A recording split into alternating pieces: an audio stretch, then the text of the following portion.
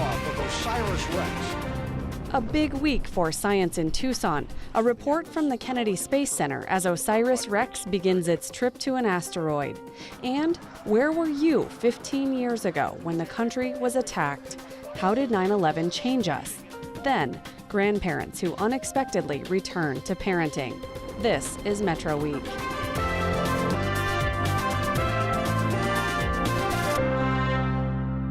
Three, two, one. And liftoff of OSIRIS-REx. Its 7-year mission. One of the biggest news stories of the week is the University of Arizona's mission to an asteroid. The spacecraft OSIRIS-REx launched this week, and we'll find out what's next for U of A researchers. First, more of the week's news. The U.S. Air Force announced this week that more drone pilots may soon be based at Tucson's Davis-Monthan Air Force Base. The Air Force says DM is a finalist to house pilots for the MQ-9 Reaper, an unmanned aircraft. Retired Colonel Kent Lofbaum is a former base commander at DM. He says it's good for the base because it increases the number of missions without any noise or environmental impact on the area, since the planes will take off and land from a different location. The Air Force National Guard already pilots some drones from Tucson. The new mission could help ensure the base stays open in the face of anticipated future military installation closures. Tucson's hybrid voting system in city elections is constitutional, that according to an 11-judge panel on the U.S. Ninth Circuit Court of Appeals. The judges wrote that the ward-only primary and citywide general election system does not violate the constitutional idea of one person, one vote. That ruling reverses an earlier decision by a 3-judge panel at the Ninth Circuit. 9 out of 10 Arizona Latinos who are registered to vote responded to a recent poll by saying they expect to cast ballots in November. Pollster Gabe Sanchez says despite that, Latinos feel left out of the political process because nearly 60% of those surveyed says no campaign has been in touch with them. The poll is from a partnership called Latino Decisions and America's Voice. For more on all of the week's news, you can visit our website. The University of Arizona worked for 5 years to win a NASA grant for the research and construction of the OSIRIS-REx spacecraft. Then spent another 5 years doing the work to get to this point. I think the anxiety is just from the fact that it's been 12 years to get to this point, and it's really here, and I almost can't believe that it's happening, and it's a critical moment. I mean, we're strapping our spacecraft on top of a huge pile of explosives and sending it off into space, and that has to go well. So just the thought that it might not is enough to cause me to lose sleep. I try not to think about that part, although I have to say I found my mind drifting a little bit the last couple of nights when I'm trying to sleep. And we're working so hard to think about planning post-launch that I hadn't really let myself think about that there's a possibility that we could not successfully launch. While leaving the Earth is the foremost goal in most people's minds, returning and analyzing the sample remains the ultimate goal.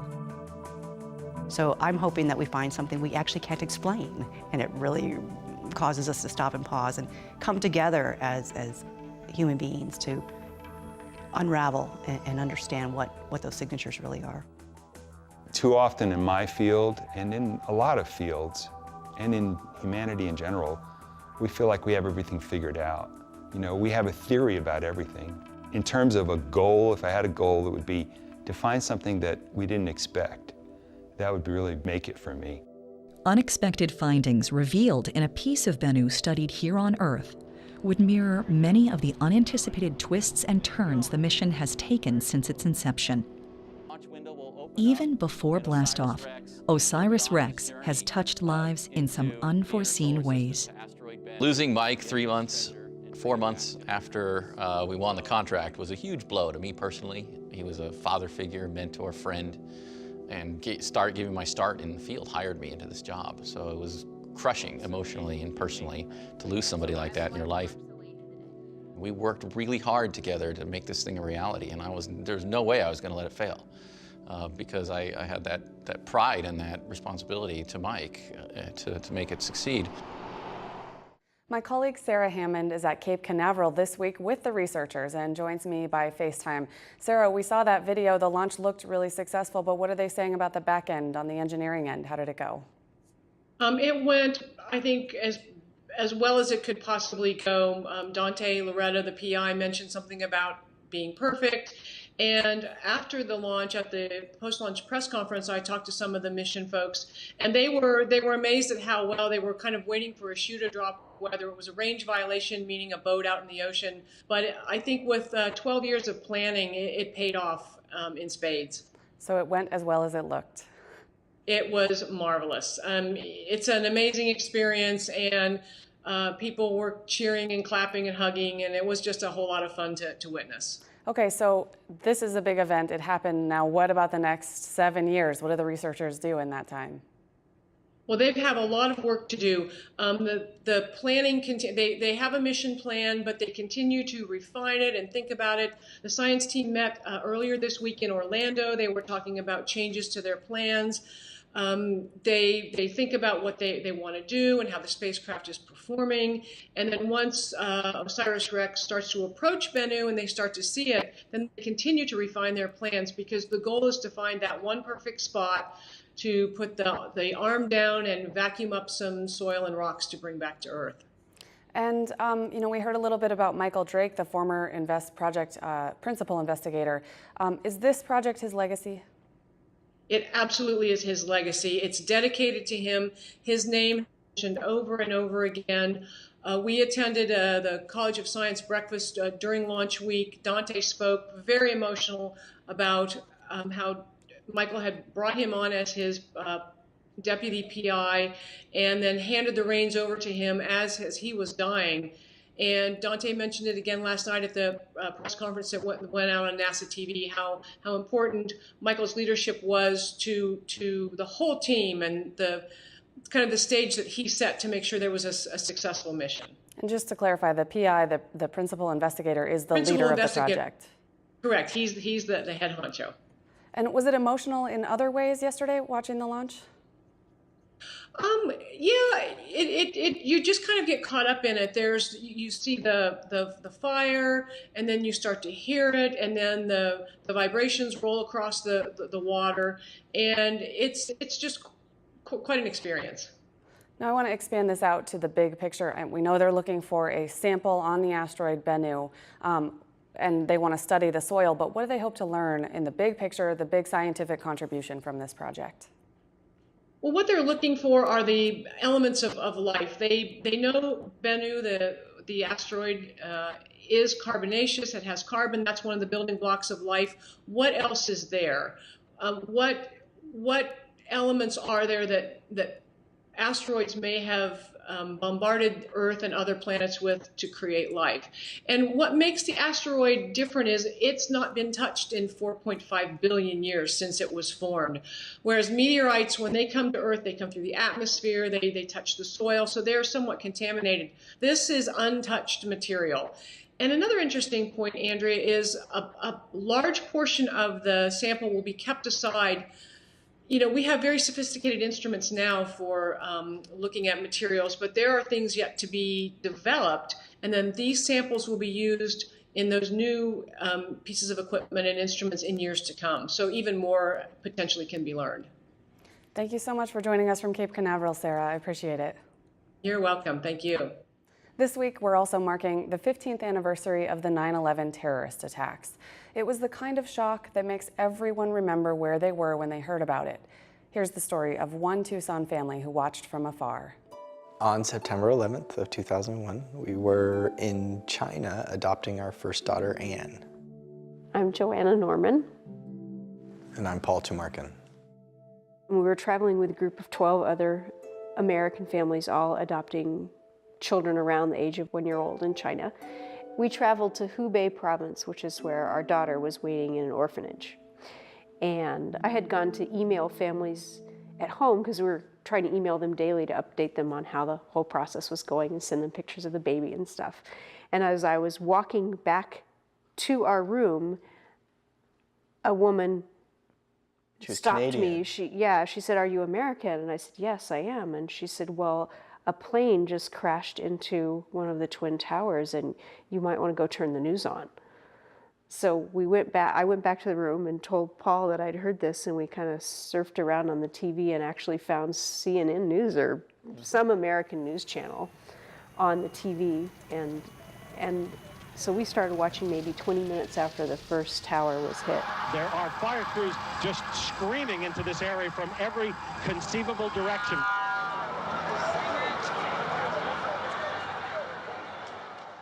We met her for the first time on the 9th of September, so we had had her like less than 48 hours when we learned of the events that were happening back home in America. A day after that, we went back to the provincial office to sign all the official paperwork that they had been producing over those 3 days. And usually that's a very quick, sign this, your parents now kind of thing. And we're told by our tour guides or our adoption facilitators that it was a bit unusual. The government officials stopped and made a speech to the American families. She spoke about how the Chinese people stood with the Americans against the terrorists, and that they had hopes that these 12 infants could be sort of ambassadors of the future between our two countries. And it was very moving. On Sunday, the Loft Cinema will screen a film called Divided We Fall, which explores hate crimes in the wake of 9/11. A panel discussion will follow, and 2 participants are here to discuss post-9/11 discrimination. First, an excerpt of the documentary, in which filmmaker Valerie Cower tells why she set out to explore the topic. I was inquisitive from the start. Note the camera.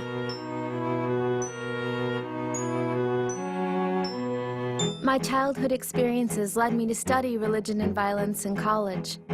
I studied the power of ideology, the trauma of massacre, the need for healing, but always in the distant past, through other people's memories. 3 apparently deliberate aerial assaults involving the aircraft themselves, 2 on the trade towers in New York City and 1 on the Pentagon. My story isn't special. I wasn't a firefighter. I wasn't under the building. I didn't save anybody. I was, like millions of us, watching it on TV at home.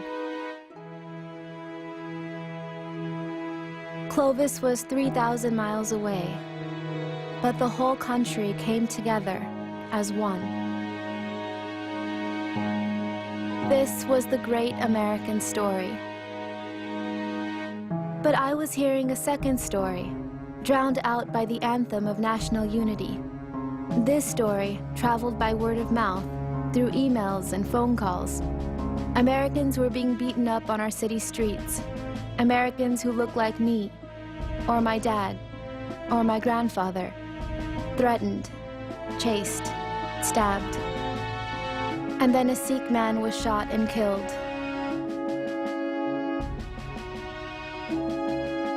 It felt so close, as if an uncle had been murdered. How could both be the face of America?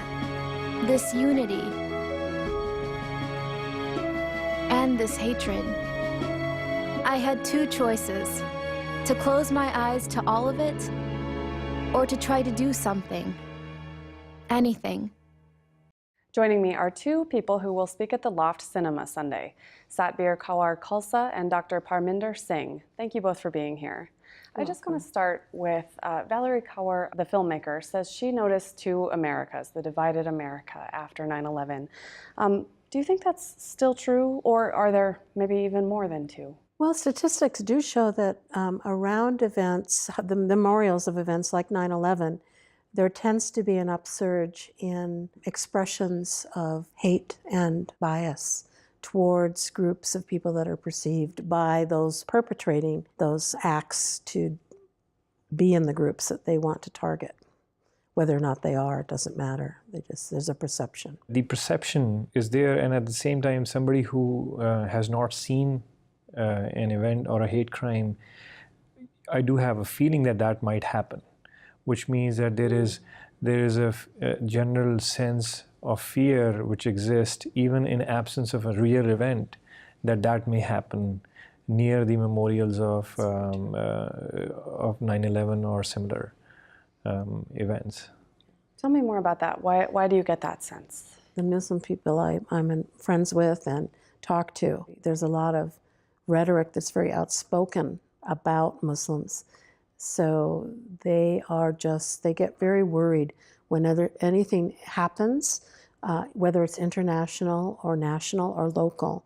They get very worried and how to protect themselves, how to continue to work to convince the world and their local communities that they have no intention of perpetuating any of that violence, that they believe in peace, that they want peace, that they work for peace. How do you get from wanting to portray that message to the community around you to actually achieving it? How do you know when you're there? It's a journey. It's a work in progress. One of our actions is to offer this film with a panel discussion with a range from different faith traditions and community civic leaders, with the hopes that people will come and view the film and get a deeper understanding both of some of the events that have happened to people, but also the important collective community building that people from various traditions have done and continue to do on a daily basis to increase understanding and compassion and acts of compassion. And we have done similar events in past also. We did a interfaith meeting after the Wisconsin temple event, which was attended by members of all communities, Jewish, Muslims, Christians. Mayor of the and they declared that day as a Tucson Sikh Day on that day of event, which shows that there is this positive energy which can be harnessed into a movement to bring down the hate which is spreading, and bring a positive sense of unity among the community. You mentioned the Wisconsin shooting. The two of you are Sikhs, and I'm wondering if either of you have had any personal experience feeling threatened or even being the victim of a hate crime, especially considering that for this religion, people can see it because you are wearing the headscarf. I'm very fortunate that I have seen the positive of the American reaction to those events. I was at a Costco where a manager came to me and he said he apologized to me of what happened in Wisconsin, saying that it doesn't reflect American values, what has happened. I was at an airport parking at Tucson Airport, and a parking lady at 10 p.m. in the night, she was taking my ticket and she said, "Are you a Sikh?" And then she continued to say that she apologized for what happened in Wisconsin, which shows that there is this degree of empathy within our community of bondness, that in the end we are all humans, and we have to be together when the times are rough, and for this journey to go on and support each other. And for myself, when I was a student at the University of Arizona, I lived right off campus within I lived on Cherry and First. And I experienced a lot of verbal stuff, a lot. I think that the culminating one, which was sort of about, this was before there were really programs to educate, particularly the fraternities. They were standing out for a group picture, and one of them said something to me. And I just turned to them, because I'm not a little kid. I wasn't a little kid then. And just said, "Well, that was brave." And all his buddies just kind of took care of it for me. I mean, they just you could tell he would never do anything like that again. I mean, I don't mean they physically hurt him. They just, they shut it down. Said, agreed with me, shall we say, And then there became a lot of programs on the university campus. I know that after 9/11, I personally put a call out to the Sikh students and called them together. We created a little group, a little organization, worked with Peter Likens at the time, was the president of the university, and we got some funding from him. We did some programs and really tried to work with the parents so they wouldn't withdraw their children from the school, because there's a great fear that the children would, be attacked. And they didn't. Satbir, what do you hope to accomplish with the screening and discussion on Sunday? Okay, so there's a couple of goals I have. One is I really want to increase awareness of the Sikh faith itself in the community of Tucson. I love to go do presentations to faith groups and cultural groups and any kind of organization about Sikhs. Meet your Sikh neighbor, I call it. And I always ask, have any of you not heard of Sikhs before? And always there's several people that raise their hand. And I find that very interesting. So I want to continue to work on that.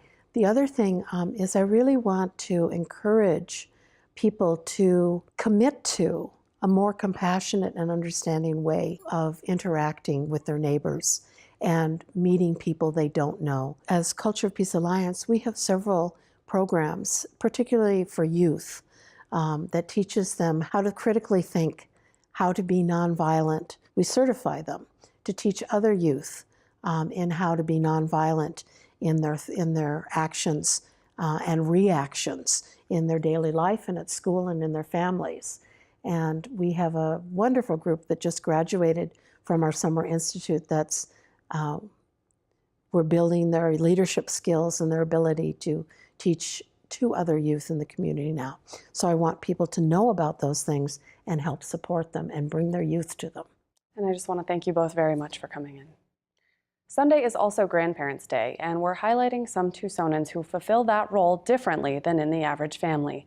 This excerpt is from a 2011 Arizona Illustrated story by Luis Carrion. And a lot of them are facing a generational gap, where raising kids now isn't like raising kids when they did it the first time around. Julie Trainin is the director of the CARE Family Center of Tucson, Pima County. CARE is kinship, adoption, resources, and education. We provide services for folks who are raising kids that they didn't give birth to. Trainin says there are a range of services offered by her organization, but perhaps one of the most important are the many support groups that offer clients a surrogate family. We have 11 active support groups right now of grandparents and relatives that are raising their nieces, nephews, or grandchildren. They had plans, and those plans have changed because now they're raising children. And then they also find that they lose their friends and their natural support because now they're raising children and their friends have moved on from that. And so a lot of them find the support groups really helpful just to gain some connections with folks that are walking through the same walk that they're going through and having a social connection, as well as just support dealing with the difficulties of raising grandkids. Look up. The difficulty of raising grandkids is part of the reality that Laura Hasso lives on a daily basis. She's now 66 years old, widowed, and raising her 9-year-old twin granddaughters full-time. She takes them to school, picks them up, and shuttles them to appointments and classes. They were removed from the home. My daughter has some mental health issues, and she loves the girls very much. She's just not capable or isn't willing to raise the girls. So I got them just as they're in kindergarten. And I came to the care center to find out the difference between guardianship and adoption. I did adopt my granddaughters simply because I'm not going to be their mother. I'm always going to be grandma. They know who mom is. But it was just financially better for me to adopt them. Hasso says she's been able to find the means to overcome the challenges of raising her granddaughters with the support of CARE and other members of the support group. And she's now an active member of a growing community of grandparents that are finding that their golden years are not what they had thought they would be. Two women who are raising their grandchildren are here with me. Laura Hasso and Ann Nichols are part of the Arizona Grandparent Ambassadors, a peer support and advocacy group. Thanks to you both for joining me. And I just want to start with your personal experiences. What changed in your lives when you started taking on that role of raising your grandchildren? In my case, I got a call from a foster child that I had helped raise saying that she just was having a lot of difficulty. And was there any way I could take care of her little one for a while? So I flew back. I was living in Indiana at the time and helping another daughter with her children, and took this one in and kept him for 4 years, and now he's been reunited with his family. Oh, that sounds like a good outcome. It was a good outcome. We had some real challenges finding mental health services and some of the things that you just have to do, finding the right school, finding ways to support him. We ended up coming back to Arizona after not too long a time because he missed his mom too much. And in this case, we were able to keep contact with his mom on a limited basis. But the stability and the everyday decisions and the life was with me. And it was a challenge. And Laura, have you taken on guardianship? No, my situation is a little different. My daughter has some mental health issues, and she wasn't able to take care of their twin granddaughters who are now 14. So CPS stepped in and removed them and placed them with me. So I went through the process of what's called kinship foster care because I needed the money. I honestly did to support them. And then I went into the adoption through the state of Arizona and the federal government. I'll never be their mother. They know who their mother is, but I needed it simply because of the financial monies that I get, because I was retiring, and I was just going to be myself and my cats, and all of a sudden, my cats go, whoa, wait. Life changed for everyone, right? Right. And very humbling. I imagine sometimes there might be even some pleasant surprises. Did you experience anything that surprised you in a good way? They're keeping me young, let's say, or even though I go to bed exhausted, and they are keeping me young. And to see them grow as they have, because they have a lot of emotional, they don't quite understand, and they love their mother dearly and would have loved to live with her. And now that they're at the age of, in their adolescence, they're beginning to realize there's nothing wrong with loving her, just recognize that they can't live with her. As part of the Arizona Grandparent Ambassadors, a support group for yourselves and for you to help other people, what have you gotten out of that, Ann? Well, a lot of camaraderie and a sense of, it helps to know that you're not the only one experiencing some of these challenges. Finding the right mental health provider, figuring out what school is right, dealing with some of the behavioral issues that the children have. You know, sometimes we have to bring our child along with us, our grandchild, when we come to meetings because they've had a meltdown and the school has called and we've had to come and get them. And one time, even when we were meeting with the legislator, my little grandson was with me. But, and so I know that this group is going to accept him and know that he's just having a tough day and that we're here to love him, and we'll take care of it. And you've also learned from each other along the way. Yes, absolutely. Yes. We have breakfast after we drop the kids off to school, and just to share our stories, and sometimes we cry to each other, or we'll laugh about dumb stuff and all that, so that's good. But then we've learned the legislative process, which is so amazing. I'm real aware now of what's going on with the legislative process. It's such an education. What do you think people misunderstand? Maybe those lawmakers, or maybe people just out at the grocery store. What do they misunderstand about grandparents? Well, I'm not sure they know how many grandparents are raising grandchildren. In the state of Arizona, it's 73,000 children are being raised by grandparents. And that's a lot. And a lot of the grandparents are low-income families. Many of them just did not expect to have to take grandchildren in. I always use the example of when my children were going to school, we didn't have these lists of things you had to buy before school started, and the kids didn't wear uniforms. Now you take a child in and school is about to start, and you're going to have to spend somewhere between $150 and $200 just for the supplies. And on top of that, you have to buy the uniforms if the schools require uniforms. You didn't have that in your budget. So we're trying to find resources for grandparents, because some of us, I had my own resources. I'm a widow and I had my own retirement. But a lot of grandparents don't have that. A lot of grandparents are still working. So some of them qualify for different kinds of support programs, food stamps or TANF or other programs, but some of them don't, especially if you're in an informal grandparenting situation. You didn't go through the system. It wasn't placed by Department of Child Safety. You just took them in. You don't qualify for anything. So we were able to get a small stipend of $75 a month for some of those grandparents. They actually have to have been referred through DCS, so it doesn't help the ones that didn't come through that way. But it's a little bit. It's a little bit. Right. I appreciate both of you coming in to share your stories. Thank you. That's it for us. Next week, we'll look at Tucson Electric Power's proposed rate increases. Thanks for watching.